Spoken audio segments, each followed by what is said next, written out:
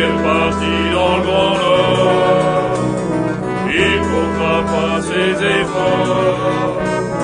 La vie à bord, c'est la peur, le mauvais temps et le Zaran.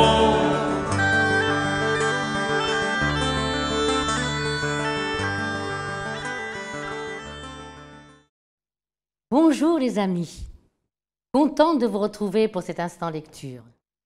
Nous avons choisi un thème qui vous est cher au cœur, Pêcheurs d'Islande, de Pierre Loti.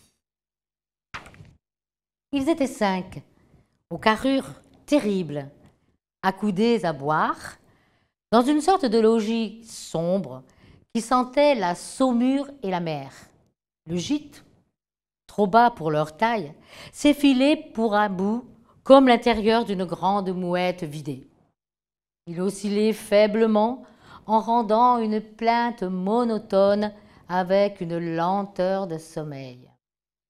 Dehors, ce devait être la mer et la nuit. Mais on n'en savait trop rien. Une seule ouverture coupée dans le plafond était fermée par un couvercle en bois et c'était une vieille lampe suspendue qui les éclairait en vacille. Il y avait du feu dans un fourneau. Leurs vêtements mouillés séchaient en répandant de la vapeur qui se mêlait aux fumées de leurs pipes de terre.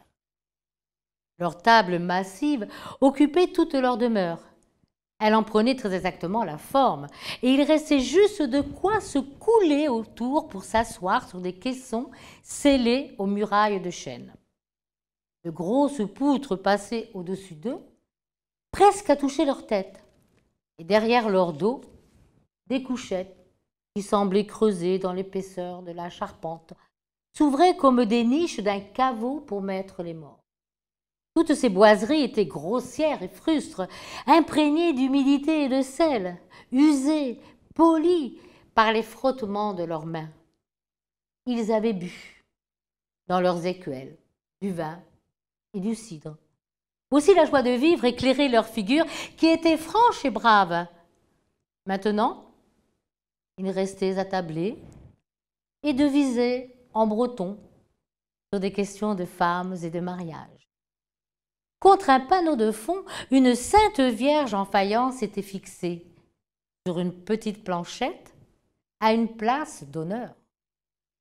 Elle était un peu ancienne, la patronne de ces marins, et peinte avec un art encore naïf. Mais les personnages en faïence se conservent beaucoup plus longtemps que les vrais hommes. Aussi, sa robe rouge et bleue faisait encore l'effet d'une petite chose très fraîche au milieu de tous les gris sombres de cette pauvre maison de bois. Elle avait dû écouter plus d'une ardente prière à des heures d'angoisse. On avait cloué à ses pieds 2 bouquets de fleurs artificielles et un chapelet. À la semaine prochaine. Fredo.